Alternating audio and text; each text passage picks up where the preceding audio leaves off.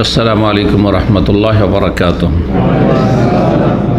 إن الحمد لله نحمده ونستعينه ونستغفره ونعوذ بالله من شرور أنفسنا ومن سيئات أعمالنا. من يهده الله فلا مضل له ومن يضلل فلا هادي له.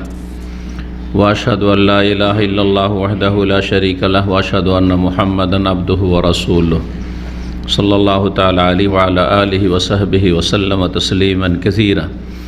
আম্মা বাদ। সম্মানিত দিনী ভাতৃমণ্ডলী, আল্লাহ রাব্বুল আলামিনের প্রশংসা এবং প্রিয় নবী সাল্লাল্লাহু আলাইহি ওয়াসাল্লামের ওপর সালাত ও সালামের পর আজ মঙ্গলবার 9 রজব 1444 হিজরি মোতাবেক 31 জানুয়ারি 2023 আমাদের সাপ্তাহিক আলোচনা সংক্ষিপ্ত জাদুল মাদ থেকে পর্ব নম্বর 28। বিষয়বস্তু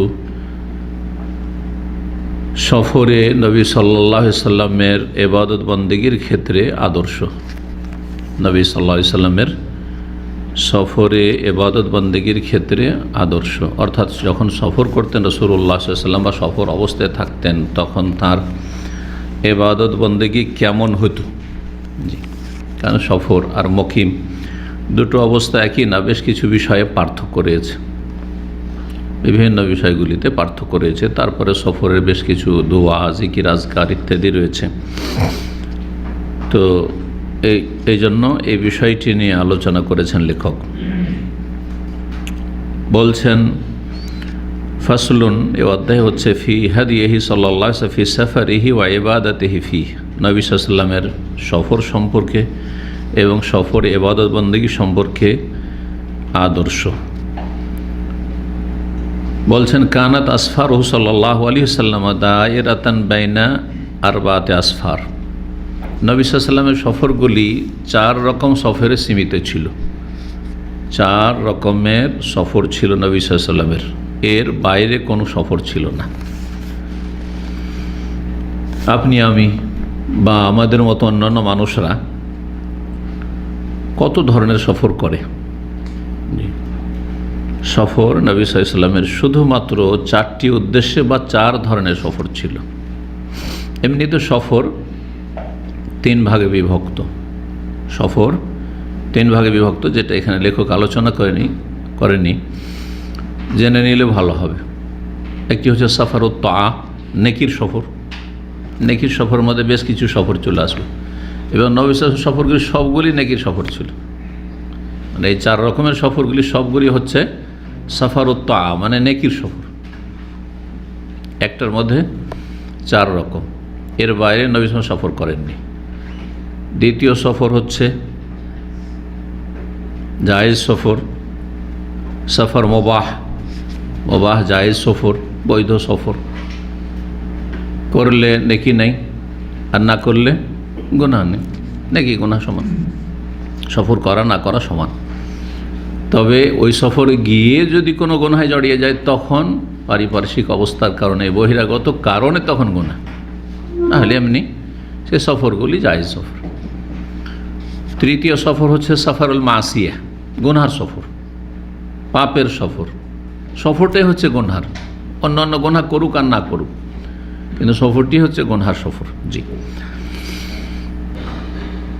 যেগুলি গুনহার সফর আবার ওগুলি কয়েকভাবে বিভক্ত। শিরকি সফর, বেদাতি সফর আর অন্যান্য পাপের সফর। কিছু কিছু সফর আছে বড় শিরকের সফর, কুফরি সফর, ইসলাম ভঙ্গকারী সফর, ঈমান ইসলাম নষ্ট হয়ে যাবে। কিছু সফর আছে ধর্মীয় চেতনা নিয়ে সফর করছে, দিনের আবেগ নিয়ে সফর করছে, কিন্তু সেটা বেদাতি সফর, নবী সাল্লাল্লাহু আলাইহি ওয়াসাল্লামের সুন্নাত দ্বারা স্বীকৃত নয়। আশা করি যারা নিয়মিত এখানে আসেন দার্সে তারা বুঝতে পারছেন যে এই ধরনের মেলা সফর আছে।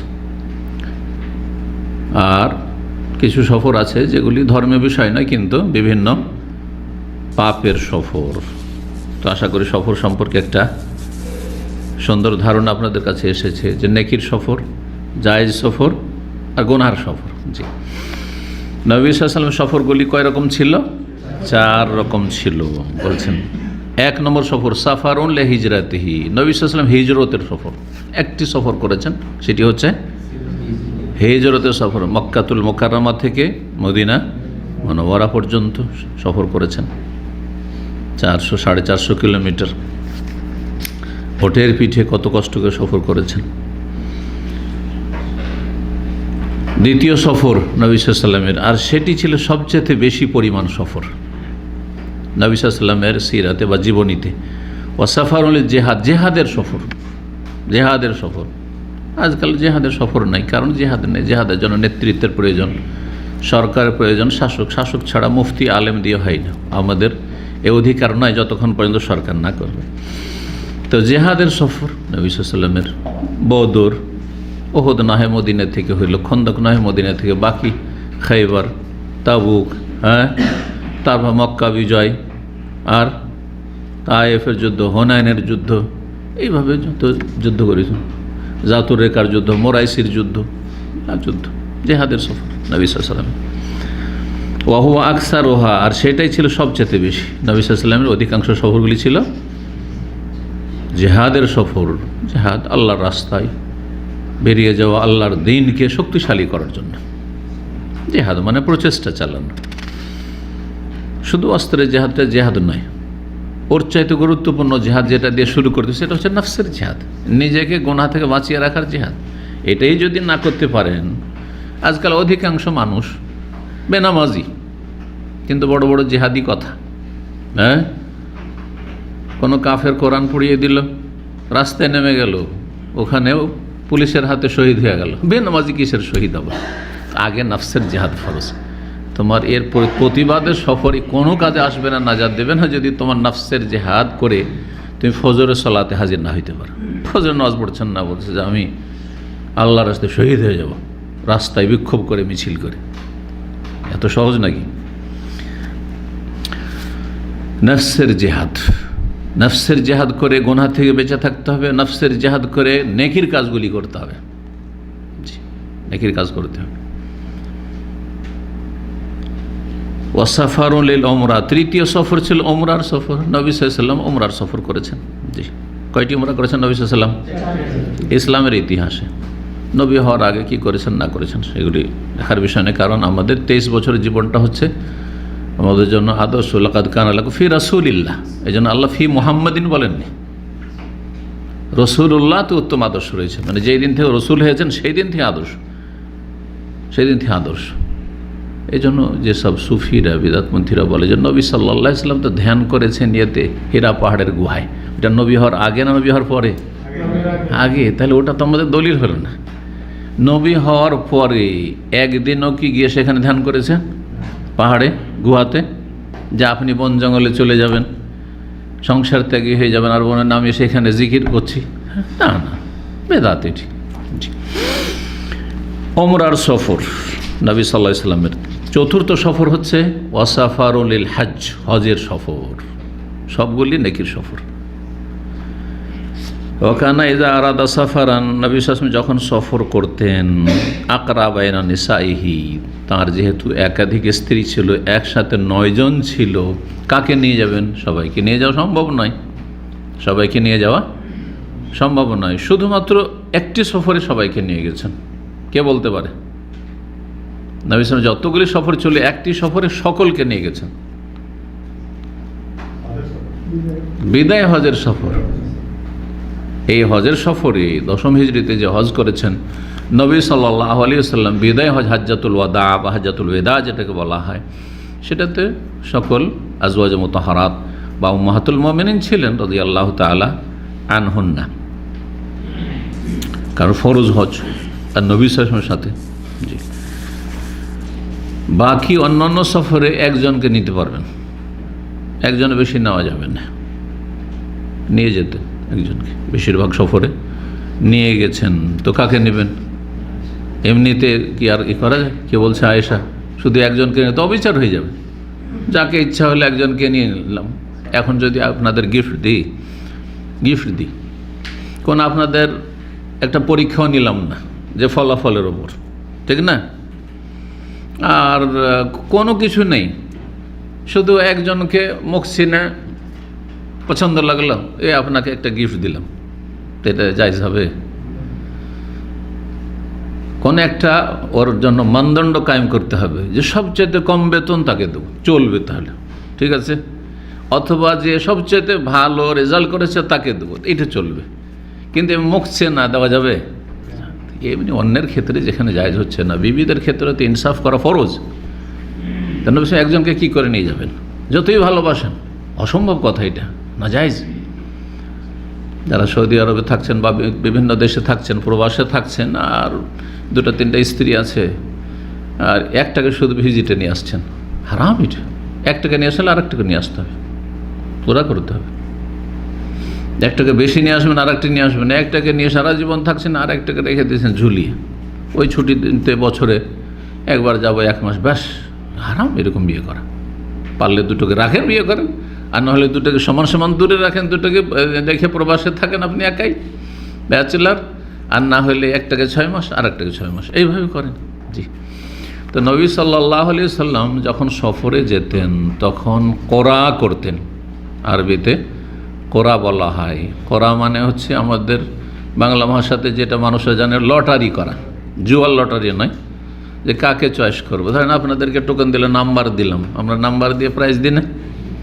কারণ অনেক সময় যদি প্রশ্ন করে প্রাইজ দেওয়া যায় তো দেখি যে আমাদের পুরাতন ছাত্ররাই পায়, নতুন বেচারা একটা গরিব মানুষ, নতুন মানুষ একেবারে নতুন এসে ও পাবেই না, চান্সই পাবে না, তাই না?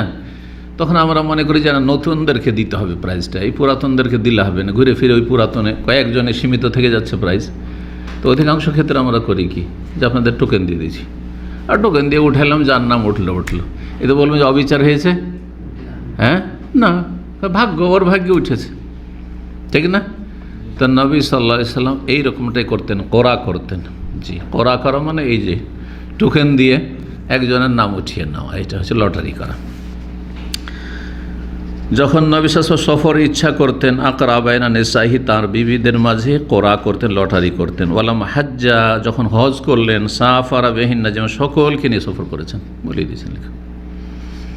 সফর কথা যখন আসলো, নবী সাল্লাল্লাহু আলাইহি ওয়াসাল্লাম সফর সবগুলি কিন্তু নেকির সফর, একটিও মুবাহ সফর আছে, জায়েজ সফর, যে যায় বিনোদন করার জন্য একটু তায়েফ ঘুরে আসি, করেছে, যায় একটু ওই সমুদ্রের এলাকায় একটু বিনোদন করে আসি, দেখে আলো ওলা দেখে আসি, ঐতিহাসিক বা ওই প্রাচীন যুগের ধ্বংসাবশেষ আছে দেখে আসি, করেছেন? কিন্তু আপনারা তো করছেন না নাকি? যায় একটু আল্লাহর সাথে কিছু গাড়া ওই এলাকা আছে, পাহাড়ের মধ্যে ওই রাস্তা করা আছে, ওগুলো দেখে আসি, তো এই আছে তো সেই আছে, দেখে আসি। কখনো এগুলো সময় হয়নি। একজন মুসলিম, নবী সাল্লাল্লাহু আলাইহি সাল্লাম কোথায়, একজন মুসলিম যদি দিনদার হয়, আল্লাহভীরু হয়, ধার্মিক হয়, তার সময়ের এত মূল্য যে এক একটি মুহূর্তকে আল্লাহ সন্তুষ্টির কাজে লাগাবে। হয় উপকারী এলেম শিখবে, আল্লাহুম্মা ইন্নী আসআলুকা ইলমান নাফিয়া, না হলেও আমালান সালিহান মুতাকাব্বালা, ভালো আমল করবে, আর না হলে ভালো আমলের দিকে দাওয়াত দেবে। সূরা আসর আমল, ইল্লাল্লাযিনা আমানু ওয়া আমিলুস সালিহাত ওয়া তাওয়াসাউ বিল হাক্কি ওয়া তাওয়াসাউ বিস সাবর, ভালো কাজে লাগাবেন। এই নয় যে ছুটি হচ্ছে বৃহস্পতিবার ছুটি, আমার 2 দিন ছুটি, তো সপ্তাহে যেতেই হবে, আমাকে সমুদ্রের বিচে কর্নিশ যেতেই হবে। যারা এখানে পরিবার নিয়ে থাকেন, আল্লাহর নিয়ামত, কিন্তু শুকরিয়া কোথায়? দিন শিখে না, 6 মাসের জন্য এখানে নিয়ে আসে অনেকে, দিন শিখে না, ইসলাম সেন্টারের কাছে আসে না। প্রত্যেক সপ্তাহে অথবা প্রতিদিন ডিউটি শেষ করে চলো সমুদ্রের বিচে বসতে হবে। আরে 1-2 ঘন্টা না, কেমন করে যে এরা থাকে। কিছু লোকের সাথে কথা বলে বুঝেছি, আমি নাহলে বিশ্বাসই করতাম না, সরাসরি কথা না শুনেও অনেক সব বিশ্বাস করা যায়। সারা রাতে বসে থাকে, কর্নিশের সমুদ্রের বিচে গিয়ে এসা পরে যায় আর ফজরে আসে। কী করে বসে থাকে, এত সময় নষ্ট করে? আধা ঘন্টা তাহাজ্জুদ পড়তে বললে মাথা খারাপ হয়ে যাবে, অসম্ভব এইসব লোক দ্বারা। ফজর পড়ে না, ফজর এখানে ঘুমিয়ে যায়। আচ্ছা, ফজর পড়া লোকও যদি হয়, ধার্মিক ধরনের 5 ওয়াক্ত নামাজ পড়ে, আপনি আধা ঘন্টা তাহাজ্জুদ পড়তে পারেন না, আর আপনি 5 ঘন্টা 2 ঘন্টা 3 ঘন্টা আপনি কর্নিশের সমুদ্রের বিচে বসে থাকছেন। এইরকম, এইটা কি নবী সাল্লাল্লাহু আলাইহি ওয়াসাল্লামের সিরাত? এটা কি নবী সাল্লাল্লাহু আলাইহি ওয়াসাল্লামের আদর্শ যে আপনি মুবাহ জায়েজ কাজে আপনি এই লং টাইম ধরে থাকবেন? ঠিক আছে, জায়েজ কাজ কিছু সময়ের জন্য, অল্প সময়ের জন্য, আধা ঘন্টা 1 ঘন্টা, ব্যাস হইল। আল্লাহ তৌফিক দান করে। তাহলে কোথায় আছি আমরা? আমাদের মধ্যে যারা ধার্মিক তাদের অবস্থা দেখেন, কত নাজায়েজ সফর হচ্ছে। আচ্ছা, নাজায়েজ যদি না করেন, মুবাহ জায়েজ সফর, তারপরও জীবনও জায়েজ সফর নবী সাল্লাল্লাহু আলাইহি ওয়াসাল্লাম করেননি। যে যায় স্ত্রীকে নিয়ে অমুক জায়গায় ঘুরে আসি একটু। কে নবী সাল্লাল্লাহু আলাইহি ওয়াসাল্লাম যেতে পারতেন না? সেই যুগে লোহিত সাগর ছিল, কাছেই ছিল, এম্বো মদিনা থেকে। বদরের আছে, বদরে জেহাদের জন্য গেছেন, কিন্তু এম্বো তো যাননি, জীবনও জানি নবী সাল্লাল্লাহু আলাইহি ওয়াসাল্লাম যে যাই এম্বো থেকে ঘুরে আসি, আল ইস থেকে ঘুরে আসি। এগুলো কাছে, মদিনা থেকে এই সমুদ্রের এলাকাগুলি কাছে, কখনো জানি নবী সাল্লাল্লাহু আলাইহি ওয়াসাল্লাম। আর আমার মূল্যবান সময় কি আমার এলেম, আমল, দাওয়াত, দিনের কাজ, আল্লাহকে ডাকা, জিকির আজকার, ফরজ নফল ইবাদত বন্দেগী বাদ দিয়ে ঘুরে বেড়াতে হবে? কোথায় আছেন আপনি? আল্লাহ যেন চিন্তা করার তৌফিক দান করেন, ঈমানের নবায়নের তৌফিক দান করেন। মানুষ যেমন চলার চেষ্টা করবে আল্লাহ তাকে তৌফিক দেবে। আপনি ভালো চলার চেষ্টা করেন, আল্লাহ সহজ করবেন। আর আপনি নিজেই চেষ্টা করবেন না, কোথা থেকে তৌফিক আসবে? তকানা ইজা সাফার, নবী সাহেব যখন সফর করতেন, খারাজা মিন আউয়ালিন নাহার, সকাল সকাল বেরিয়ে যেতেন। তাহলে সকালবেলা সফরের জন্য বেরিয়ে যাওয়া এটি হচ্ছে সুন্নাত, মুস্তাহাব, ওয়াজিব নয়, কিন্তু ভালো, এতে বরকত রয়েছে।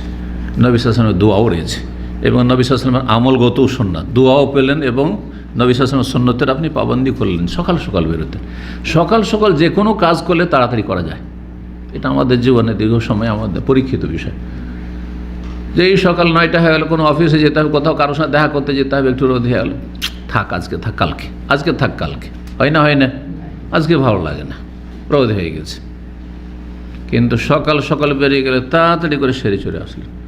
তারপর জানেন, কোনো অফিসেও যদি যান, সকালবেলায় যে অফিসার ডিউটি করতে এসছে, ওর দিমাগটা ঠান্ডা আছে, কারণ সকালে ডিউটিটা এখন শুরু করেছে।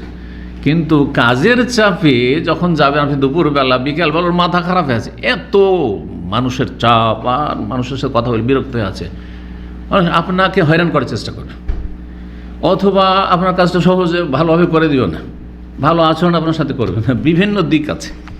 এমনিতে নবী সাল্লাল্লাহু আলাইহি ওয়াসাল্লামের দোয়া থেকে বঞ্চিত আপনি। সকালবেলায় বরকত আছে। যারা সকালে ঘুমায়, এই মর্মে কিছু জাল হাদিস আছে, হাদিসগুলি জাল, কিন্তু কথা সত্য, কারণ নবী সাল্লাল্লাহু আলাইহি ওয়াসাল্লাম যেহেতু দোয়া সকালবেলার ক্ষেত্রে। জাল হাদিস কি আছে? নওমত সুবহে তুরেসুল ফাকরা, এই হাদিসটি কিন্তু আমাদের বাঙালি সমাজে খুব প্রসিদ্ধ। ভোরের ঘুম ফকিরের চিহ্ন।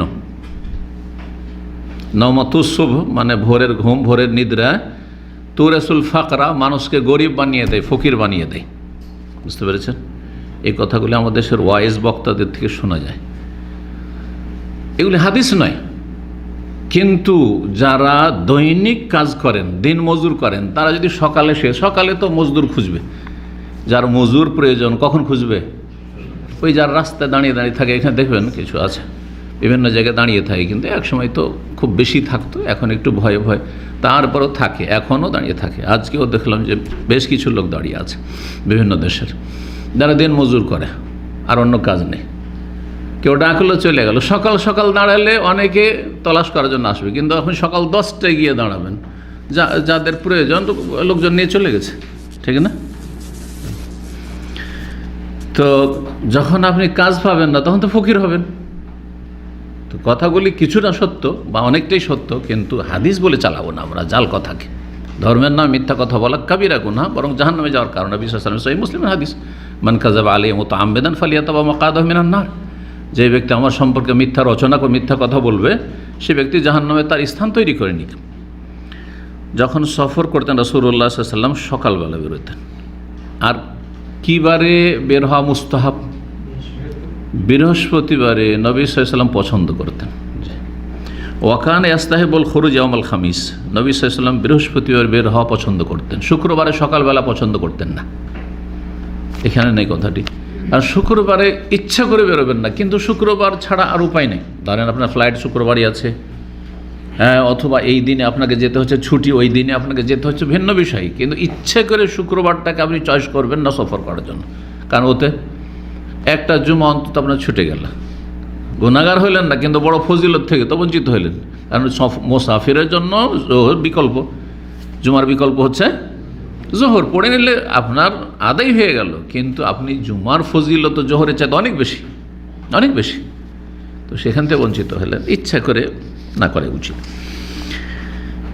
এই হাদিসটি সহিহ বুখারীতে 3 জায়গায় রয়েছে। নবী সাল্লাল্লাহু আলাইহি ওয়াসাল্লাম বৃহস্পতিবার বের হওয়া পছন্দ করতেন আর বের হতেন সকালবেলা। ওয়াদা আল্লাহ ইউবারিক আলি উম্মতি ফি বকুরিহা, আল্লাহর কাছে দোয়া করেছেন রাসূলুল্লাহ সাল্লাল্লাহু আলাইহি ওয়াসাল্লাম, আল্লাহ যেন এই উম্মতের ভোরবেলায় বরকত দান করেন।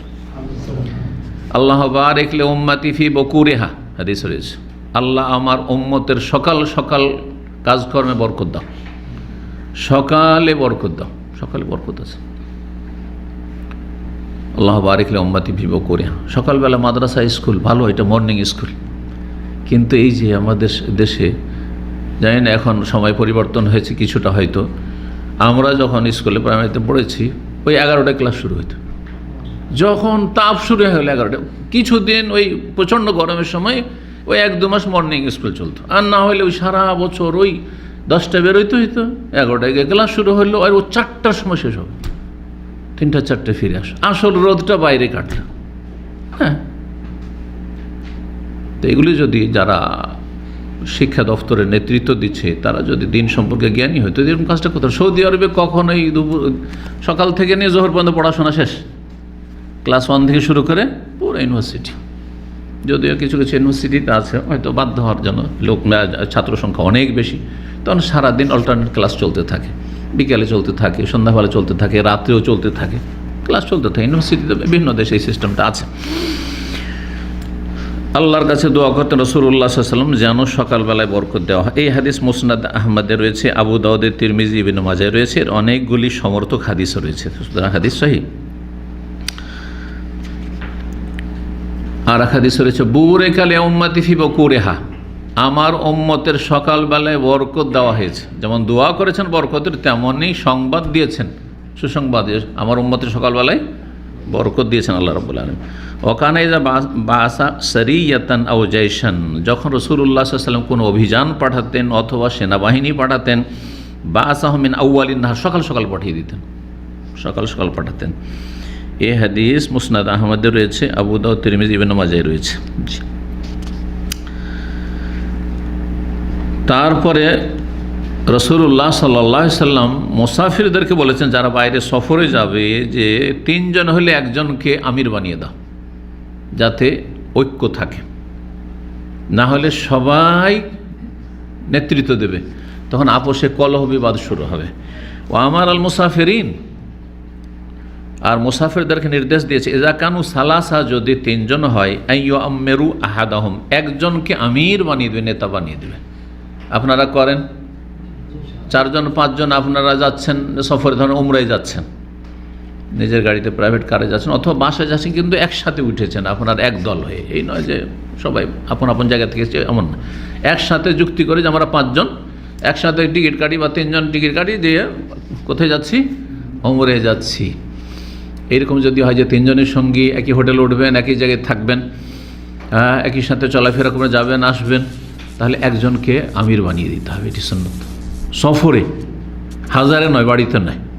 কারণ এই হাদিসকে অনেক সংগঠনওয়ালারা ফিট করে দিয়েছে নিজের ওপর, যে দেখো নবী সাল্লাল্লাহু আলাইহি ওয়াসাল্লাম সফরে 3 জন থাকলে একজনকে আমির বানাইতে বলেছেন, আর আমাদের দেশ যেহেতু ইসলামিক দেশ নয়, সেই জন্য আমাদের কি করতে হবে, সংগঠন করতেই হবে। এগুলো ভুল ব্যাখ্যা, এগুলো ভুল ব্যাখ্যা। নবী সাল্লাল্লাহু আলাইহি ওয়াসাল্লাম মদিনায় এটা করেছেন? না, করেননি। নবী সাল্লাল্লাহু আলাইহি ওয়াসাল্লাম যতদিন ছিলেন নবী সাল্লাল্লাহু আলাইহি ওয়াসাল্লাম, তারপরে খলিফা আবু বকর, ওমর, ওসমান, আলী, খলিফা রাশেদিন, যখন যে খলিফা থেকেছে, অথবা খলিফার অন্য শহরে ধরেন খলিফার যিনি নায়েব আছেন, স্থলাভিষিক্ত আছেন, গভর্নর আছেন ওখানকার, এইভাবে।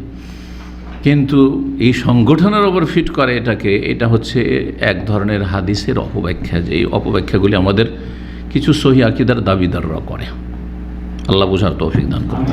আপনি সংগঠন করেন, যদি গঠনমূলক কাজ হয়, ভালো কাজ করতে পারছেন ওর মাধ্যমে, কলহ করছেন না, আপোষে লড়াই করছেন না, হিংসা করছেন না, মারামারি করছেন না, মিলেমিশে কাজ করছেন, একসাথে যৌথ কাজ করব, ঠিক আছে। যেমন যৌথ ফ্যামিলি, একা একা জুদা হয়ে 5 ভাই খাওয়ার চাইতে যৌথ ফ্যামিলিতে একটা শক্তি আছে।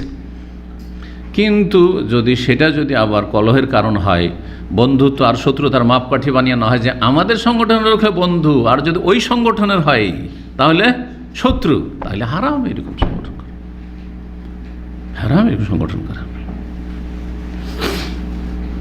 সফরে 3 জন থাকলে একজনকে আমির বানাইতে হবে, অনেক ফায়দা আছে। না হলে কি হয়, এগুলো কিন্তু পরীক্ষিত জিনিস। গিয়ে একটা পেট্রোল পাম্পে 3 জনের মধ্যে একজন বলছেন ভাই এখানে আমরা খাওয়া দাওয়া করবো, আর একজন বলছেন না না না এখানে আমি যাবো না, এখানকার বাথরুম খারাপ, তো এই খারাপ, তো সেই খারাপ, এখানে না, আর একটা জায়গায় শ্বাস করতে থামবো, আছে না নাই? দ্বন্দ্ব শুরু হয়ে যাবে। একজন বলছে যে ভাই আজকে খাই, রুজ বুখারি খাই, আর বলছেন না না না না আমি রুটি খাবো, ঝগড়া লেগে যাবে।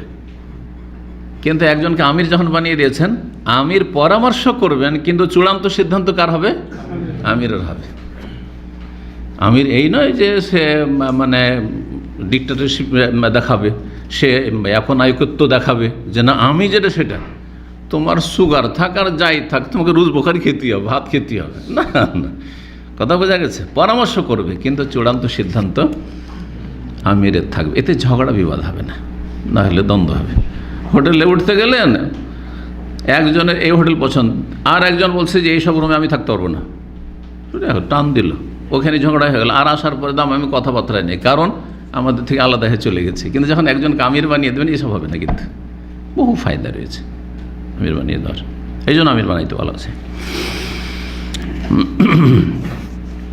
এই হাদিস আবু দাউদে রয়েছে এবং হাদিসটির সনদ হচ্ছে হাসান। তারপরে একা সফর করা ভালো না মন্দ? নিষেধ করেছেন নবী সাল্লাল্লাহু আলাইহি ওয়াসাল্লাম, ওয়ানাহা আন ইউসাফিরা রাজুলু ওয়াহদাহু, একজন একা সফর করতে নবী সাল্লাল্লাহু আলাইহি ওয়াসাল্লাম নিষেধ করেছেন। বহু ক্ষতি আছে একা সফরের। একা সফর করছেন আর হঠাৎ করে আল্লাহ না করে অসুস্থ, সিরিয়াস অসুস্থ, আপনার কে জানবে আর কে হাসপাতালে নিয়ে যাবে? হ্যাঁ, একা নিজের গাড়িতে হইলেও যথাসাধ্য একা সফর করে একজন সঙ্গী নেওয়ার চেষ্টা করবেন, আর 2 জন হইলে আরও ভালো। আমরা যখন ছাত্র জীবনে পড়াশোনা করেছি তখন একটা কথা শিখেছিলাম, 1 গুনগুন, এটা শুনেছেন কোনোদিন? 2 পাঠ, 3 গোলমাল, 4 হাট। মাশাআল্লাহ। এখানে অবশ্য যে বাংলা এই কথাটি বলেছে সে 2 জনে পড়াশোনা ভালো হয়, এটা আমরা দেখেছি। কিন্তু এখানে আরব দেশে, মরুভূমির দেশ, শত শত কিলোমিটার চলে যান, জনবিহীন এলাকা, কোনো মানুষ নেই, জন নেই, কত রকমের শত্রু থাকতে পারে, জিন শত্রু, মানুষ শত্রু, তারপরে সুস্থতা অসুস্থতা, বিভিন্ন রকম বিষয় রয়েছে, নিরাপত্তাহীনতা। তো এই জন্য 3 জনকে সফর করতে বলেছেন নবী সাল্লাল্লাহু আলাইহি ওয়াসাল্লাম। একাই সফর করতে নিষেধ করেছেন। এই হাদিস সহিহ বুখারীতে, তিরমিজিতে, মুসনাদ আহমদে রয়েছে। সহিহ বুখারী 2998 নম্বর হাদিস। নাহা রাসূল আন ইউসাফিরা রাজুলু ওয়াহদাহু। ওয়া আখবার, আরও বলেছে আন্নার রাকবা শায়তান, আর আন্নার রাকিবা শায়তান, একা যদি কেউ সফর করে সে শয়তান। খুব শক্ত ভাষা বলেছেন, অথচ হারাম নয়। কিন্তু এতে হবে কি, শয়তান ক্ষতি করতে পারে, আর তারপরে আপনি নিজে ক্ষতিগ্রস্ত হবেন। একা সফর করতে গিয়ে হঠাৎ করে হার্ট অ্যাটাক হয়ে গেল, মরেই গেলেন, আপনার পরিবারও জানতে পারলো না যে কোথায়। কিন্তু 2 জন থাকলে, 3 জন থাকলে অন্তত খবর দেওয়ার তো লোক আছে যে এরকম হয়ে গেছে আর রাস্তাতে এই দুর্ঘটনা ঘটেছে, ঠিক না? একা সফর করতে গিয়ে অ্যাক্সিডেন্ট হইল, কোনো খবরই পাওয়া যায় না কোথায় মরেছে। কিন্তু 2 জন 3 জন হইলে আরে অন্তত সবাই মরে গেলে সেটা ভিন্ন বিষয়, কিন্তু কেউ হয়তো সুস্থ আছে, বেঁচে আছে, অন্তত বাড়িতে খবরটা পৌঁছে, পরিবারের কাছে লাশটা পৌঁছবে। ও রাকেবানে শয়তানানে, 2 জন যদি মুসাফির হয়, হ্যাঁ, রাকেব মানে হচ্ছে সওয়ারি, আর সওয়ার হয়ে যেতে হয়। তখনকার যুগে উটের পিঠে সফর ছিল, এখন যে কোনো সফর হোক না কেন 2 জন হলে 2 শয়তান। ও সালাসাতু রাকবুন, আর 3 জন যদি হয় তাহলে এরা হচ্ছে সত্যিকার অর্থে সওয়ারি, মানে সত্যিকার অর্থে মুসাফির, এরা হচ্ছে ভালো মুসাফির। এখন ধরেন বিমানে সফর করছেন একা, এটা ভিন্ন বিষয়, কারণ আশেপাশের লোকেরা আছে, আরও আছে। ট্রেনে সফর করছেন একা, অনেক সময় সম্ভব নয় যে আপনি যে কোনো সময় 2 জন হবেন। কিন্তু যখন আপনি আপনার পার্সোনাল গাড়িতে সফর করছেন, সেটা উটের মতো হলে, নবী সাল্লাল্লাহু আলাইহি ওয়াসাল্লাম কিসের উপর সফর ছিল? উটের পিঠে। উটের পিঠে চলতে যেতে হঠাৎ এমন পিপাসা লাগলো, যে আপনি পিপাসাতে মরে যাচ্ছেন, তাহলে আশেপাশে আরেকজন থাকলে আপনার হেল্প করতে হবে, দুজন একই রকম নয় হয়তো, তাই না? ও বা বিভিন্ন রকম যেগুলো বললাম, অসুস্থ হইতে পারে, আর কিছু হইতে পারে। অনেকেই সফর করে, এখানে সৌদি আরবে দুর্ঘটনা শুনেছি এই এলাকা রবুল খালি, এমটি কোয়ার্টার এলাকা, ইংরেজিতে এমটি কোয়ার্টার বলে, আর সৌদি আরবে 4 ভাগের 1 ভাগ শূন্য পড়ে আছে, ওইটাকে বলা হয় আর রবুল খালি। রবু মানে 4 ভাগের 1 ভাগ, আর খালি মানে শূন্য, আর ওইটাকে ইংরেজি বলা হয় এমটি মানে খালি শূন্য, আর কোয়ার্টার মানে 4 ভাগের 1 ভাগ। জানেন এই এলাকাটা কোথায়? গিয়েছেন? ওই দুবাইয়ের বর্ডার দিকে গেলে বাথা থেকে শুরু করে আপনার ওমানের বর্ডার পর্যন্ত এগুলো হচ্ছে সব মরুভূমির এলাকা, কোনো মানুষ নেই, 1000 কিলোমিটার চলে যান কোনো মানে জনবস্তি নেই। এমনকি আগের যুগে তো রাস্তাঘাটও ছিল না। আমাদের কিছু দিনী ভাইরা ছিল, ভক্ত আমাদের আলোচনা শুনতো, ওরা ওই আরামকোর প্লান্টে কাজ করতো, আর সেই এলাকায় মরুভূমিতে থাকতো তারা।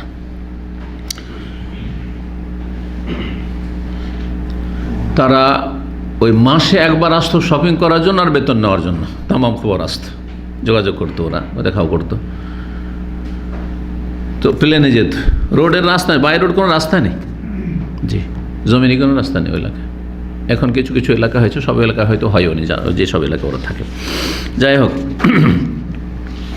3 জন সওয়ার করতে, সওয়ারিকে যেতে বলেছে, মানে 3 জন সফর করতে বলেছেন নবী সাল্লাল্লাহু আলাইহি ওয়াসাল্লাম। মুসনাদ আহমদে রয়েছে, মুত্তা মালিক, আবু দাউদ, তিরমিজিতে রয়েছে, মুসনাদ হাকিমে রয়েছে। হাদিসটিকে ইমাম হাফিজ বিন হাজার রাহিমাহুল্লাহ হাসান বলেছেন, ইমাম যাহাবি, ইমাম হাকিম হাদিসকে সহিহ বলেছেন, ইবনে খুজাইমাতেও রয়েছে, হাদিস সহিহ বলেছেন তিনি। জি,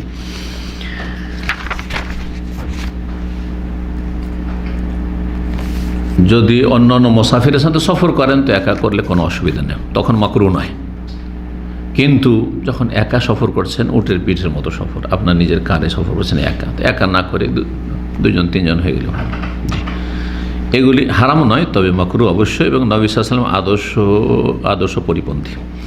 ওয়াযুকিরা আনহু, নবী সাল্লাল্লাহু আলাইহি ওয়াসাল্লাম থেকে উল্লেখ করা হয়েছে, আন্নাহু কানা ইয়াকুলু হিনা ইয়ানহাযু লিস-সাফার, যখন সফরের জন্য প্রস্তুত হতেন, সফর করার জন্য দাঁড়িয়েছেন, আল্লাহুম্মা ইলাইকা তাওয়াজ্জাহতু, আল্লাহ তোমার উদ্দেশ্যে আমি রওনা হয়েছি, অবেকা এতাসামতু, তোমার কাছে আশ্রয় নিয়েছি, আল্লাহুম্মা কফিনি মা আহাম্মানি, যা আমার জন্য গুরুত্বপূর্ণ তা আমার জন্য যথেষ্ট হও তুমি, ওমা লা আহতাম্মু লাহু, আর যা আমি গুরুত্ব দিই না হয়তো কিন্তু আমার প্রয়োজন রয়েছে, তাহলে সেটার জন্য তুমি যথেষ্ট হও।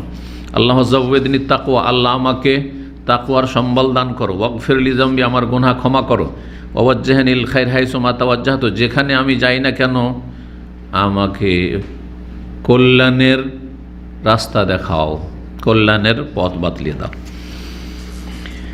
এই হাদিসটি ইমাম ইবনে সুন্নি রাহিমাহুল্লাহ, ইমাম ইবনে সুন্নির নাম আপনারা কম শুনেছেন, কারণ অত প্রসিদ্ধ মুহাদ্দিস নন, কিন্তু তিনি ইমাম নাসাই রাহিমাহুল্লাহ, ইমাম নাসাইর নাম তো জানছেন, কারণ যেহেতু প্রসিদ্ধ হাদিসের কিতাব হচ্ছে সুনান নাসাই। ইমাম নাসাইর সিনিয়র ছাত্র ইবনে সুন্নি। ইবনে সুন্নির দুআ, জিকির, আজকার গুরুত্বপূর্ণ একটি বই রয়েছে ওই যুগের, আমালুল ইয়াম ওয়াল লাইলা।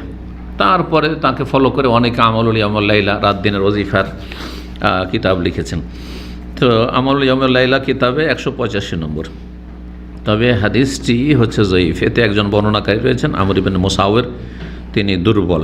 জি, ইমাম বাইহাকিও বর্ণনা করেছেন হাদিসটি দুর্বল। এই যে দোয়াটি বললাম, ওয়াকানা ইযা কুদ্দিমাত লাহু দাব্বাতুহু, নবী সাল্লাল্লাহু আলাইহি ওয়াসাল্লামের সামনে যখন বাহনকে নিয়ে আসা হতো, এখন চড়বেন, লিয়ারকা বাহা, সওয়ার হওয়ার জন্য, ইয়াকুলু, বলতেন বিসমিল্লাহ, প্রথম বিসমিল্লাহ, হেনা ইয়াযাউ রিজলাহু ফির রেকাব, যখন পাদানিতে পা রাখতেন। রেকাব মানে পাদানি, পাদানি বুঝেন তো, ঘোড়া গাড়ি টমটমে চড়েছেন না, টমটমে চড়ার জন্য একটা লোহার পাদানি করা থাকে না, ডাইরেক্ট কী করে উঠবেন, ওতে পা দিয়ে তখন ওপরে উঠে, ঠিক না, ওটাকে পাদানি বলা, রেকাব বলা হয়। মায়ুর কাবহি, যেটাতে পা দিয়ে আপনি সওয়ার হচ্ছেন, এই জন্য রেকাব মানে সহজ ভাষায় পাদানি। পাদানি বুঝেন না, বুঝেন না, পা দেওয়ার জায়গা, এই পা যুক্ত দানি। যেমন যারা পান খায় পানদানি, সুরমা ব্যবহার করে সুরমা দানি, এগুলো তো জানেন, ওই রকমই এটাও। এইবার বুঝতে পেরেছেন। ফাইজাস্তাও আলা জাহরিহা, যখন পিঠের ওপর বসতেন, এখন বসেছেন পিঠের ওপর, তখন বলতেন আলহামদুলিল্লাহিল্লাযী সাখখারা লানা হাযা ওয়া মা কুন্না লাহু মুকরিনিন ওয়া ইন্না ইলা রাব্বিনা লামুনকালিবুন। আলহামদুলিল্লাহ দিয়ে বলতেন। আর কোরআনে কারিমে সুবহানাল্লাহ আছে, সুবহানাল্লাযী, এটি হচ্ছে আয়াত। সূরা যুখরুফের ওয়া তাকুলু সুবহানাল্লাযী সাখখারা লানা হাযা মা কুন্না লাহু মুকরিনিন ওয়া ইন্না ইলা রাব্বিনা লামুনকালিবুন, দুটোই বলতে পারেন। আলহামদুলিল্লাহিল্লাযী প্রশংসা, আর ওখানে তসবিহ গুণগান। জি, সে আল্লাহর যাবতীয় প্রশংসা যিনি আমার জন্য এই বাহনটিকে নিয়োজিত করেছেন, আমার তাবে অধীনস্থ করেছেন। না হলে ক্ষমতা ছিল এত বড় একটা শক্তিশালী উটকে নিজের বসে নিয়ে আসা আর তার উপর পিঠে চড়ে আপনার গন্তব্যস্থানে পৌঁছা, এই বিশাল একটি বাহন, এই যে প্লেন, আল্লাহ যদি এটাকে রক্ষা না করতেন তো অত সহজে আপনি গন্তব্যস্থানে পৌঁছে যাবেন? হঠাৎ করে ধ্বংস হয়ে গেল। আরে উঠতে উঠতে ধ্বংস হয়ে গেল, নামতে গিয়ে নেমে গেলাম, ধ্বংস হয়ে যাচ্ছে কত ফ্লাইট, ল্যান্ডিং হওয়ার পর ধ্বংস হয়ে যাচ্ছে, আগুন লেগে। এই দোয়াগুলি পড়লে এতে নিরাপত্তা লাভ করবেন। দোয়া জিকির আজকার হচ্ছে হেসনের মতো, হেসন মানে দুর্গ, কেল্লার মতো, দুর্গ দুশ্মন থেকে রক্ষা করে। ওই রকমই জিকির আজকারগুলি মুমিনের জন্য হচ্ছে দুর্গ স্বরূপ, আপনাকে বালা মুসিবত থেকে রক্ষা করবে। এই জন্য যে যত বেশি সুন্নতি জিকির আজকারগুলি নিয়মিত দৈনন্দিন সকাল থেকে, এই যে সকালে বিছানা থেকে উঠলেন তখন থেকে শুরু করে ঘুমাবার পর্যন্ত নিয়মিত যদি জিকির আজকার ঠিক রাখেন তো ইনশাআল্লাহ আল্লাহ আপনাকে ওই রকমের মর্মান্তিক অনিষ্ট থেকে আল্লাহ হেফাজত করবেন। সামান্য কিছু পরীক্ষা নিরীক্ষা হইতে পারে, কিন্তু কিছু হবে না ইনশাআল্লাহ। তবে আল্লাহ যদি বড় কিছু চান আপনার জন্য, ধরেন আল্লাহ শাহাদাত চাই, এমন নয় যে আপনি জিকির আজকার করেছেন তো মারা যাবেন না, তো মরতেই তো একদিন হবে। আল্লাহ আপনার জন্য আরও ভালো চাইছেন, আল্লাহ আপনাকে শাহাদাতের মর্যাদা দেবেন, শহীদ হিসাবে গ্রহণ করবেন, সেই জন্য হয়তো এটা আরও ভালো বেনিফিট হলো। কিন্তু এমন আহত হলেন যে সারা জীবন পঙ্গু হয়ে থেকে গেলেন, আর এই হয়ে গেছে না, ইনশাআল্লাহ হবে না, এগুলো হবে না। পাপের কারণে হয়, আর না হলে আপনি শয়তান থেকে নিজেকে সুরক্ষিত করেননি। শয়তান কোনো জায়গায় এমন ধরেছে, সেহের জাদু লেগেছে, অনেকে জাদুতে আক্রান্ত হচ্ছেন। কিসের জন্য? এই যে দৈনন্দিন জিকির আজকার করি নেই আপনার, আর পাপে ডুবে আছেন, পাপ করছেন। শয়তান যখন তখন সুযোগ পাবে না, না হলে ছাড়ো তো। শয়তান যার তার ক্ষতি করে দিতে পারবে না, তো পারবে না ক্ষতি করতে, ও কাছেই আসতে পারবে না। জি, যদি আপনার সারাদিনের জিকির আজকার ঠিক থাকে আর কাবিরা গুনাহ থেকে বেঁচে থাকেন, ফরজ ওয়াজিবের হেফাজত করেন। তো এই দোয়া পড়তেন নবী সাল্লাল্লাহু আলাইহি ওয়া ইন্না ইলা রাব্বিনা লামুনকালিবুন। হ্যাঁ, ওমা কুন্না লাহু মুকরিনিন, আমি আয়ত্ত করতে পারতাম না এই বাহনকে। ওয়া ইন্না, আল্লাহ করিয়েছেন। ওয়া ইন্না ইলা রাব্বিনা লামুনকালিবুন, তবে এক সময় আমাদের রবের কাছে আমরা ফিরে আসব। একসময় ফিরতে হবে, যতই নিরাপদ থাকেন এক সময় কবরে যেতে হবে, আপনাকে আমাকে সবাইকে যেতে হবে। আম্বিয়া রাসূলগণ গেছেন। সুম্মা ইয়াকুলু, তাহলে বিসমিল্লাহ বলেন, তারপরে এই দোয়াটি বলেন, তারপরে বলতেন 3 বার আলহামদুলিল্লাহ আলহামদুলিল্লাহ আলহামদুলিল্লাহ, এটি মুস্তাহাব। সুম্মা ইয়াকুলু, তারপরে বলতেন আল্লাহু আকবার বলতেন, তারপরে বলতেন সুবহানাকা ইন্নী যালামতু নাফসি ফাগফিরলি ইন্নাহু লা ইয়াগফিরু যুনুবা ইল্লা আনতা। আল্লাহ, তোমার তসবিহ করেছি, পবিত্রতা ঘোষণা করছি। ইন্নী যালামতু নাফসি, আমি জুলুম করেছি, অত্যাচার করেছি, আমাকে ক্ষমা করে দাও, তোমার ছাড়া কেউ আমাকে ক্ষমা করতে পারে না। এই হাদিস আবু দাউদে রয়েছে, তিরমিজিতে রয়েছে, ইবনে হিব্বান মুস্তাদরাক হাকিমে রয়েছে, ইমাম হাকিম যাহাবি এরা সহিহ বলেছেন, আল্লামা আলবানী রাহিমাহুল্লাহ সহিহ বলেছেন হাদিস। তাহলে এটি সহিহ। ওয়া কানা ইয়াকুলু, আর বলতেন যখন সফর হইত, গাড়িতে চড়ার দোয়া, বাহনে চাপবেন কি আলহামদুলিল্লাহিল্লাযী সাখখারা লানা হাযা বা সুবহানাল্লাযী সাখখারা লানা হাযা, এইটি পড়বেন। কিন্তু যখন সফরের দূরত্ব, শহরের বাইরে যাচ্ছেন, আপনি সফর করছেন, তখন অতিরিক্ত এই দোয়াটি, যে দোয়াটি সৌদি আরবের এয়ারলাইন্সগুলিতে পড়া হয়, জি হ্যাঁ, এটি পড়বেন, সেটি আসছে এখানে। আমাদের সমাজে আলেম সমাজও কিন্তু এই ক্ষেত্রে ভুল করে। গাড়িতে চড়ার, বাহনে চড়ার দোয়া কি শিখায়? বিসমিল্লাহি মাজরিহা ওয়া মুরসাহা ইন্না রাব্বি লাগাফুর রহিম। এটি কোনো হাদিস দ্বারা প্রমাণিত নয়। আয়াতটি কোরআনের, আর প্রেক্ষাপট কি? এই আয়াতটি কে পাঠ করেছেন? নূহ আলাইহিস সালাম।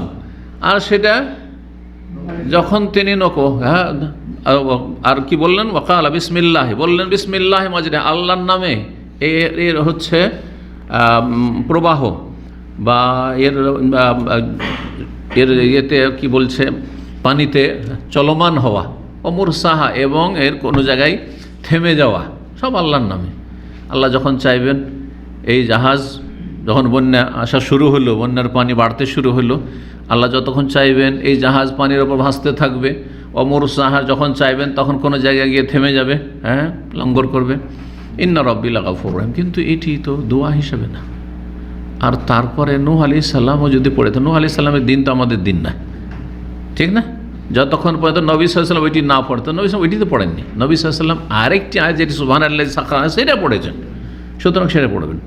এটি তাহলে সুন্নাত নয়, সুন্নাতের খেলাফ, বরং বিদআত বললে ভুল হবে না। এটি তো সতর্ক হওয়া উচিত।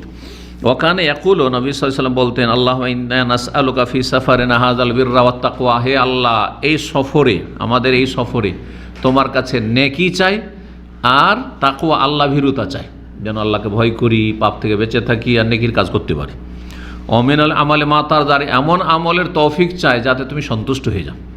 তারদা আল্লাহ হাউয়ান আলাইনা সাফার, খুবই সুন্দর এর অর্থ, এত সুন্দর অর্থ যে অর্থ বোঝার পরে এই দোয়াটি মুখস্থ করবেন না আর সফরে পড়বেন না, এমন হতভাগা হওয়া উচিত নয়। আল্লাহ হাউয়ান আলাইনা সাফার আনহাদ, আল্লাহ এই সফরকে আমাদের জন্য সহজ করে দাও, আসান করে দাও। অতবে আন্না বোধ, এর দূরত্বকে তুমি ভাঁজ করে দাও, দূরত্ব কমিয়ে দাও, সংকুচিত করে দাও। যতই দূর হোক না কেন, ধরেন আপনার 20 ঘন্টা জার্নি, 25 ঘন্টা জার্নি, আরও বেশি, আল্লাহ যদি সহজ করে সুস্থ রাখেন তো কোনো ব্যাপার না, কোনো ক্লান্তি আসবে না। আর 1 ঘন্টাতে মানুষ অসুস্থ হয়ে যাচ্ছে অনেক সময়, তাই না? সব আল্লাহর হাতে। আল্লাহর দূরত্বকে তুমি ভাঁজ করে দাও, মানে গুটিয়ে দাও বা সংকুচিত করে দাও। আল্লাহুম্মা আনতা সাহিফিস সাফার, আল্লাহ তুমি সফরের সঙ্গী আমার, সাহিফিস সাফার। ওয়াল খলিফাতু ফিল আহল, আর আমার পরিবার যে ছেড়ে এসেছি, স্ত্রী ছেলে মেয়ে ছেড়ে এলাম বাড়িতে বা যেখানে ছেড়ে এলাম, তার জন্য তুমি আমার খলিফা, আমার স্থলাভিষিক্ত, তুমি দেখাশোনা করার মালিক। আল্লাহ তোমার ছাড়ার কেউ দেখাশোনা করার নেই আমার স্ত্রী ছেলে মেয়েদের, জি পরিবারের। আল্লাহুম্মা ইন্নী আউযু বিকা মিন ওয়াসাইস সাফার, হে আল্লাহ তোমার কাছে আশ্রয় নিচ্ছি সফরের কষ্ট ক্লেশ থেকে, সফরের কষ্ট যেন না হয়। ওয়া কাবাতিল মানজার, আর খারাপ দৃশ্য থেকে, যেন কোনো খারাপ দৃশ্য না দেখি, মর্মান্তিক দুর্ঘটনা না দেখি, আমার জন্য না হয়, আমার সাথীদের জন্য না হয়, আমার এই বাহনের না হয়, ইত্যাদি ইত্যাদি। ওয়াসুইল মুনকালা ফিল মাল ওয়াল আহল, আর ফিল আহলি ওয়াল মাল দু রকমই আছে রিওয়ায়াত, এখানে ফিল আহলি আগে করা হয়েছে তারপরে মাল, কিন্তু ফিল মাল ওয়াল আহলও রয়েছে। ধন সম্পদ এবং পরিবারে ফিরে গিয়ে যেন খারাপ অবস্থা না দেখি। মানুষের সফরের সময় দুটো খারাপ অবস্থা হওয়ার সম্ভাবনা আছে।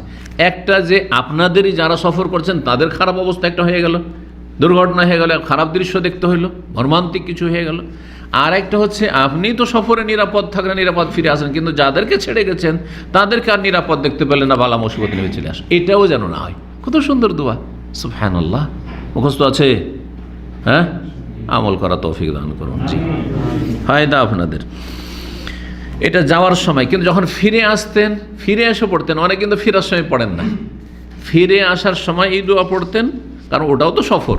আপনি মক্কা যাচ্ছেন তখনও সফর, মক্কাতে ফিরছেন যখন বাসে যাবেন ওটাও তো সফর, তো ওখান থেকে ফেরার সময় পড়বেন। আর বলতেন আয়েবুনা, অতিরিক্ত বলতেন তায়েবুনা আবেদুনা লিরব্বিনা হামিদুন। আয়েবুন মানে আল্লাহ আমরা ফিরে আসছি, তায়েবুন আল্লাহ আমরা তওবা করছি, আবেদুন ইবাদত করছি তোমার, লিরব্বিনা হামিদুন আমাদের রবের আমরা প্রশংসা করছি।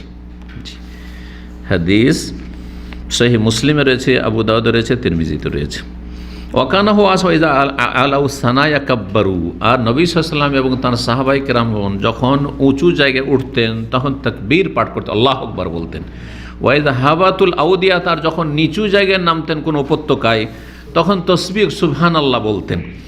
কিন্তু এই কথাটি সম্পর্কে ভাষ্যকার লিখছেন যে এটি তাবেই ইবনে জুরাইজ, যিনি মক্কার ইমাম ছিলেন এক সময় তাবেঈনদের জামানায়, তার পক্ষ থেকে এটি সংযোজন, এটি কোনো সাহাবীর কথা নয়, সাহাবীর কথা নয়। হাফেজ বিন হাজার রাহিমাহুল্লাহ এই মন্তব্যটাই করেছেন, এটা কোনো নতুন কথা নয়, বরং 9 শতাব্দীতে হাফেজ রহমতুল্লাহর ইন্তেকাল হচ্ছে 852 হিজরিতে। আর মিশরের বড় ইমাম ছিলেন, বড় আলিম, এবং তার অনেক খেদমত রয়েছে। তিনি বলেছেন যে এটি কিন্তু ওই তাবেঈর পক্ষ থেকে সংযোজন। তাহলে এটা নবী সাল্লাল্লাহু আলাইহি ওয়াসাল্লাম প্রমাণিত নয় যে উঁচু জায়গায় গেলে আল্লাহু আকবার, নিচু জায়গায় সুবহানাল্লাহ, তবে সালাফ থেকে প্রমাণিত। ওয়াকানা ইযা আশরাফা আলা কারিয়াতিন ইউরিদু দুখুলাহা, যখন কোনো জনপদ শহর বা গ্রামের কাছাকাছি হইতেন, এখন প্রবেশ করবেন, একটা গ্রামে ঢুকতে যাচ্ছেন, একটা শহরে এখন ঢুকতে যাচ্ছেন, এখান থেকে ধরুন রিয়াজে ঢুকছেন, আপনি ওখানে নামবেন, তখন এই দোয়াটি পড়তেন, আল্লাহুম্মা রাব্বাস সামাওয়াতিস সাবআ, হে আল্লাহ 7 আসমানের মালিক, ওমা আজলালনা, আর 7 আসমান যা কিছুকে ছায়া দেয়, সব কিছুর মালিক তুমি। ওয়ারাব্বাল আরাদিন আসাব, আর 7 জমিনের মালিক। ওমা আকলালনা, আর যা কিছুকে বহন করে রয়েছে, যা কিছুকে উঠিয়ে রয়েছে। ওয়ারাব্বাস শায়াতিন, আর শয়তানের মালিক। আল্লাহ শয়তানেরও মালিক, সমস্ত সৃষ্টির মালিক আল্লাহ, তাই না? ওমা আদলালনা, আর যত কিছুকে যা কিছুকে যাকে গুমরাহ করে সব কিছুর মালিক। যারা গুমরাহ হচ্ছে কাফির বেদিন পাপ করছে তাদেরও মালিক, তাদেরও রব আল্লাহ রব্বুন নাস। ও রাব্বার রিয়াহ, এবং বাতাস বায়ুর মালিক। অমাজারাইন, আর বায়ু যা কিছু উড়িয়ে নিয়ে যায় সব কিছুর মালিক, ধুলো বালি যা কিছু উড়ে আসে খড়কুটো। আসআলুকা খায়রা হাযিহিল কারিয়া, আল্লাহ এই জনপদের, এই শহর বা গ্রামের কল্যাণ চাইছি, এখানে এসে যেন আমাদের অমঙ্গল না হয়, কোনো বিপদ আপদ না হয়। ওয়া খায়রা আহলিহা, এখানকার যারা অধিবাসী বাসিন্দা তাদের কল্যাণ চাইছি, মানে ওরাও যেন আমাদের ক্ষতি না করতে পারে। কত সুন্দর দোয়া। ওয়া খায়রা মাফিহা, যা কিছু আছে এই গ্রামে বা এই শহরে আল্লাহ ওর কল্যাণ চাইছি। নতুন যখন আপনি আসছেন ধরেন, বা সৌদি আরব আসছেন, বা ছুটি কাটিয়ে যদি এই দোয়াটি করেন, আল্লাহ এ দেশের কল্যাণ চাইছি, মানে এই দেশ থেকে যেন আমার ভালাই হয়, হালাল রুজি হয়, আর যেন সুস্থ থেকে সহি সালামতি নিরাপদ ফিরে যেতে পারি। দোয়াটি করেছেন তাহলে আপনি। জি। ওয়া আউযু বিকা মিন শাররিহা, আল্লাহ এই শহরের অনিষ্ট থেকে পানা চাইছি। অনেকে আসছেন 5 লাখ 7 লাখ টাকা খরচ করে আসলেন, আর আসার পরে কাজই পেলেন না, মালিক খুঁজে পেলেন, অনেকে পায় না, চলে গেল, এক্সিট লিয়ে চলে গেল, ঋণের বোঝার উপর বোঝা হয়ে গেল। এটা অনিষ্ট, অনিষ্ট থেকে আল্লাহ যেন রক্ষা করেন। অসার আহলে, এখানকার মানে যেই সফরে যাচ্ছেন, যেই গ্রামে যাচ্ছেন বা যে শহরে যান, সেখানকার অনিষ্ট থেকে আশ্রয় চাইছি। অনিষ্ট, নতুন মানুষ যখন কোনো গ্রামে যায়, আমাদের দেশে দেখেছেন ওকে জ্বালাই কিন্তু এই গ্রামের লোক। আপনি কোনো গ্রামে যদি আপনার বংশধর না থাকে, নতুন জায়গায় বাড়ি বাঁধেন, তাহলে আপনাকে কি করবে? কিছুদিন খুব জ্বালা যন্ত্রণা করবে, বাস করাই মুশকিল, আপনার বাস করা মুশকিল করে দেবে। এই গ্রামাঞ্চলে এই রোগগুলি রয়েছে, শহরে কেউ কারো খোঁজ খবর রাখে না। তারপরে তো শহরে বেশ কিছু দালাল আছে, মস্তান আছে, আছে না নেই? ও মস্তানকে রাজি রাখতে হবে, চাঁদাবাজি করে, চাঁদা দিয়ে বাস করতে হবে, নাহলে বাস করতে দেবেন আপনাকে। অশাররা মাফিয়া, যা কিছু অনিষ্ট আছে সেগুলোর অনিষ্ট থেকে আল্লাহ তোমার কাছে আশ্রয় চাইছি।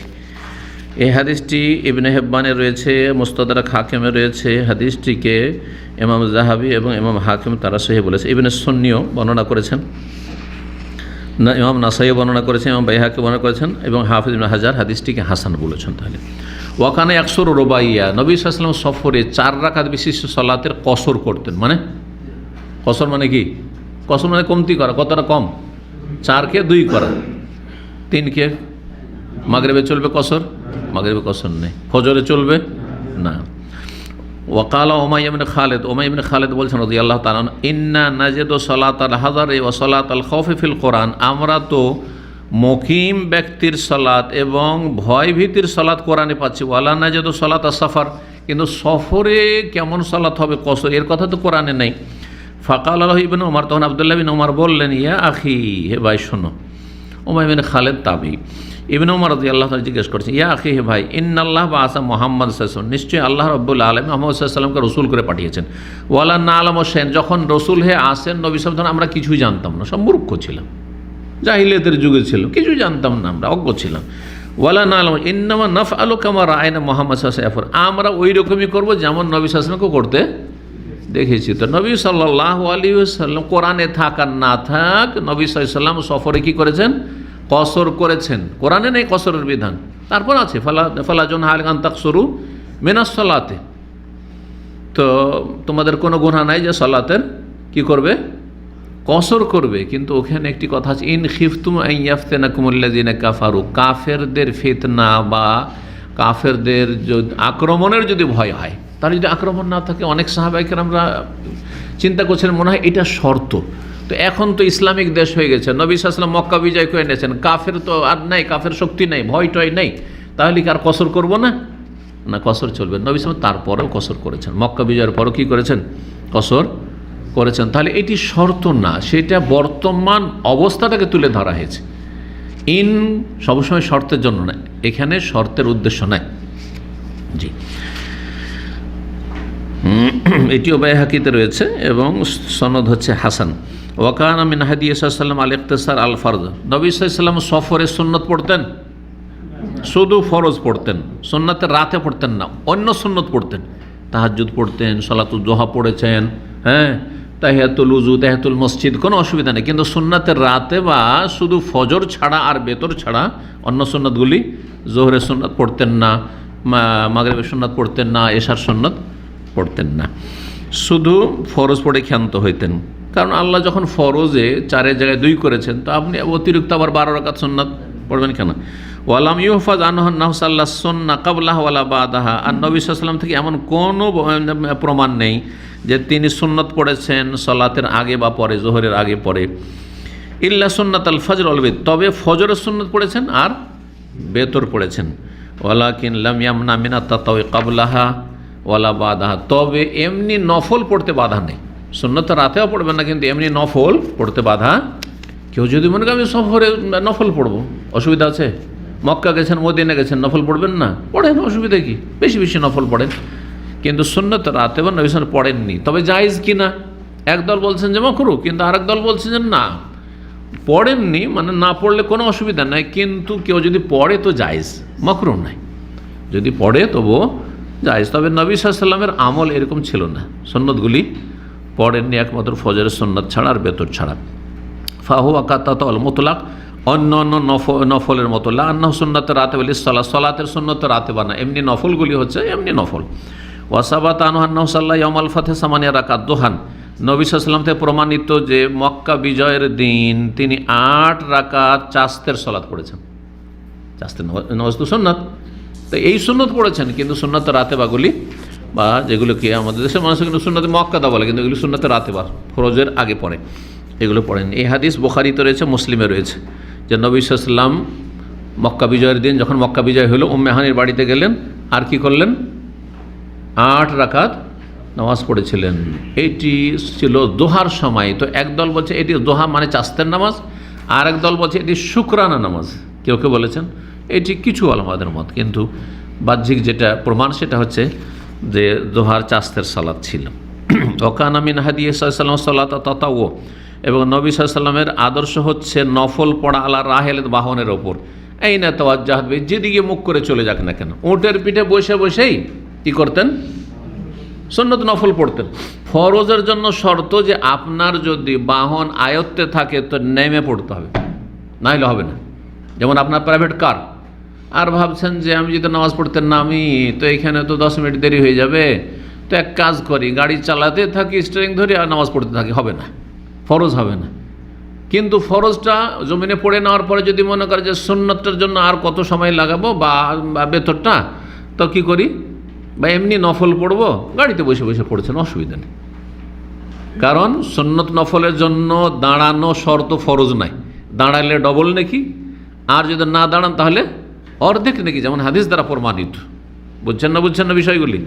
কিন্তু ফরজ সলাতে কেউ যদি সুস্থ ব্যক্তি দাঁড়াতে পারে তাহলে বসে নামাজ হবে না, দাঁড়ানো কিয়াম হচ্ছে শর্ত। আল্লাহ কোরআন বলছেন ওয়াকুমু লিল্লাহি কানিতিন, এটা সালাত সম্পর্কে, আল্লাহর সামনে বিনয়ী হয়ে দাঁড়াও।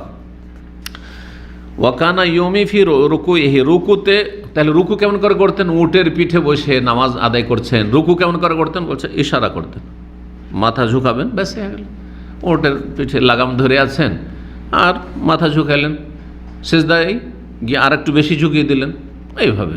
তাহলে ফরজ ছাড়া অন্য নামাজ বাহনেরও পড়তেন। বাহন তো উট, এদিক ওদিক যাবে, বা আপনার কার যেদিকে রোড যাচ্ছে সেদিকে চলে যাচ্ছে, এদিক ওদিকে যাওয়া, অনেক সময় ধরেন কেবলার উল্টো দিকে চলে যাচ্ছে, বলছে অসুবিধা নেই, অসুবিধা নেই। যদি সম্ভব হয় যখন তাকবীরে তাহরিমা দিবেন তখন কিবলামুখী হয়ে শুরু করে, যদি সম্ভব হয়।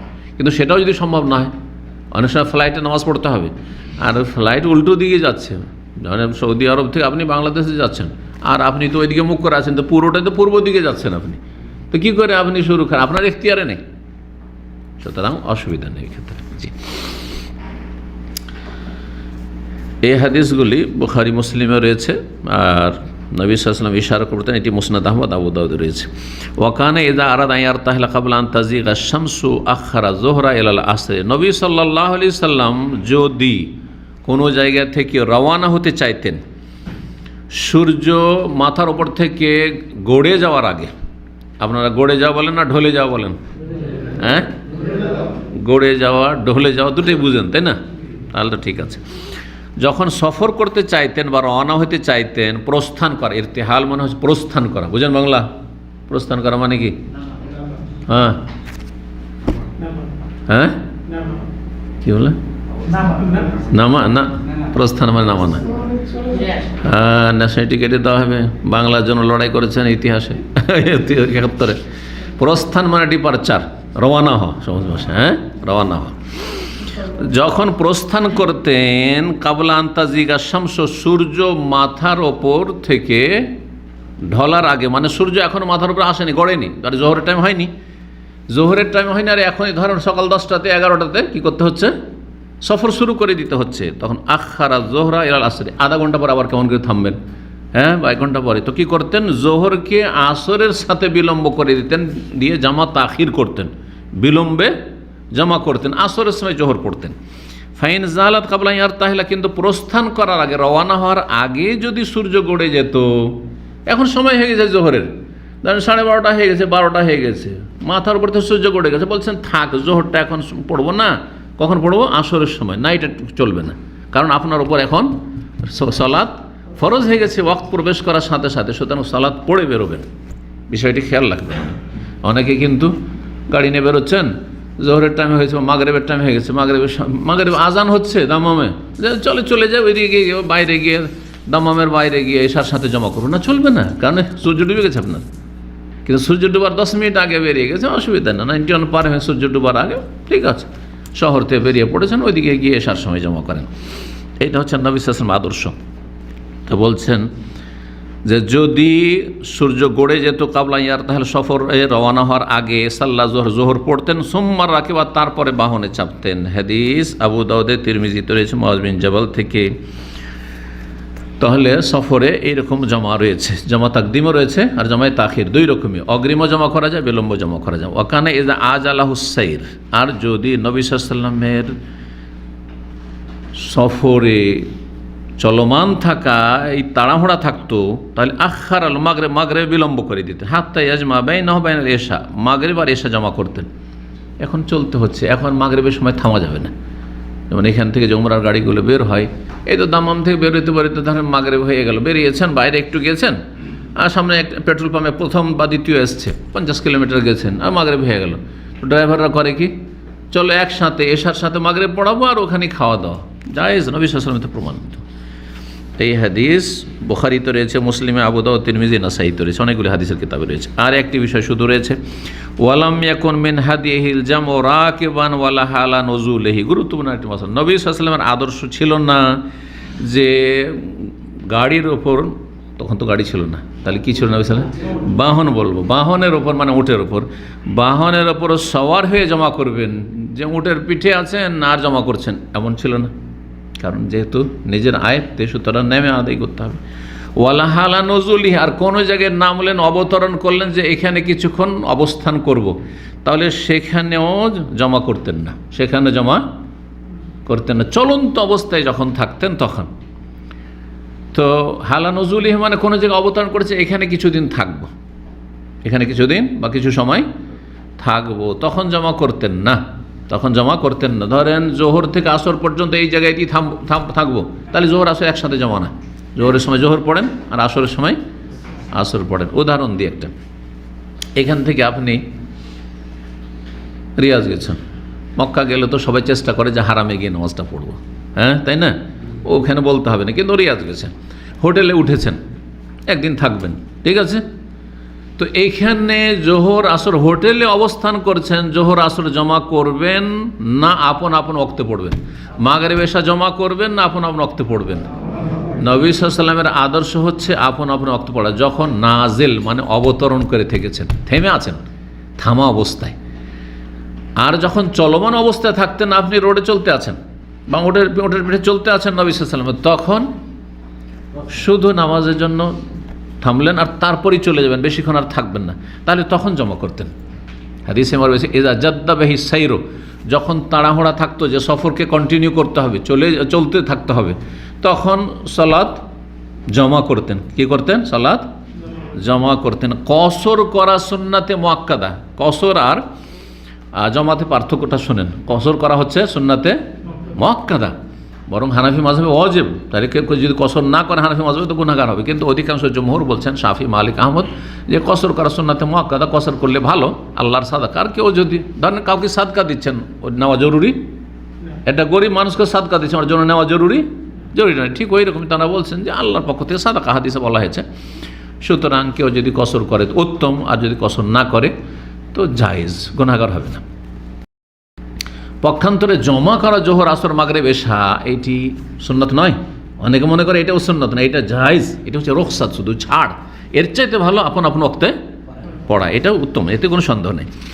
তো নবী সাল্লাল্লাহু আলাইহি সাল্লাম চলমান অবস্থায় জমা করতেন, কিন্তু কোথাও থেমে থাকলে, অবস্থান করলে জমা করতেন না। এটি হচ্ছে নবীর আদর্শ। এখন এই মশলাটিকে ক্লিয়ার করি, তাহলে নবীর আদর্শ তো এরকম সাল্লাল্লাহু আলাইহি সাল্লাম, কিন্তু মশলা হচ্ছে ফোকাহে কেরামদের কাছে কি, সে বিষয়টি হচ্ছে যে আমরা কি তাহলে যখন হোটেলে কোনো জায়গায় থাকবো বা কোনো বাড়িতে গিয়ে, কারো বাড়িতে গিয়ে থাকবো মুসাফির হয়ে, তখন কি আমরা জমা করতে পারবো না? শুধু চলমান অবস্থায় জমা করতে পারবো? একদল বলছেন এটি, একদল বলছেন যে এটাই, কারণ হাদিস আছে নবী সাল্লাল্লাহু আলাইহি ওয়াসাল্লাম যখন চলমান থাকতেন তখন জমা করতেন। কিন্তু অধিকাংশ আইম্মায়ে কেরাম বলছেন যে না, চলমান না থাকলেও কোনো জায়গায় অবস্থান করে আছেন, কিন্তু মুসাফিরের হুকুমে আছেন আপনি, 4 দিনের বেশি হয়নি, 1 দিন 2 দিন থাকবেন, 3 দিন থাকবেন, তারপরে চলে আসবেন বা চলে যাবেন অন্য জায়গায়, তাহলে আপনি হোটেলে থাকলেও, কারো বাড়িতে থাকলেও যদি প্রয়োজন হয় জমা করতে পারবেন। কারণ কি বলছেন যে দলিল আছে ওর বৈধতার। নবী সাল্লাল্লাহু আলাইহি ওয়াসাল্লাম তবুকের যুদ্ধে ছিলেন দীর্ঘ 19 দিন, আর এই তবুকের যুদ্ধে নবী সাল্লাল্লাহু মুসনাদ আহমদে রয়েছে, আবু দাউদে রয়েছে, হাদিসের কিতাবগুলিতে রয়েছে যে তিনি সেখানে অবস্থান করা অবস্থায়, নাজেল তাবুকে অবস্থান করেছিলেন তাঁবুতে, আর জোহর আসর জমা করেছেন, মাগরিব এশা জমা করেছেন। বিশেষ করে যদি ক্লান্তি থাকে, ক্লান্তি আছে, ঘুমের প্রয়োজন আছে, যদিও হোটেলে উঠেছেন কিন্তু জোহর আসরটা পড়ে নিলে আমি মাগরিব পর্যন্ত ঘুমাইতে পারবো, এই 1-2 ঘন্টা পরে আবার উঠা কষ্টের বিষয়। এইরকম মাগরিবের সময় খুব ক্লান্ত আছেন, মাগরিবের সময় এশাটা পড়ে নিলে আর তারপরে ঘুমিয়ে গেলেন, এইরকম প্রয়োজন হলে জায়েজ, যদিও সেটি উত্তম নয়, এখানে আলোচনা শেষ করছি। ওয়া সাল্লাল্লাহু সাল্লাম আলা নবিয়িনা মুহাম্মদ ওয়া আলা আলিহি ওয়া সাহবিহি আজমাইন।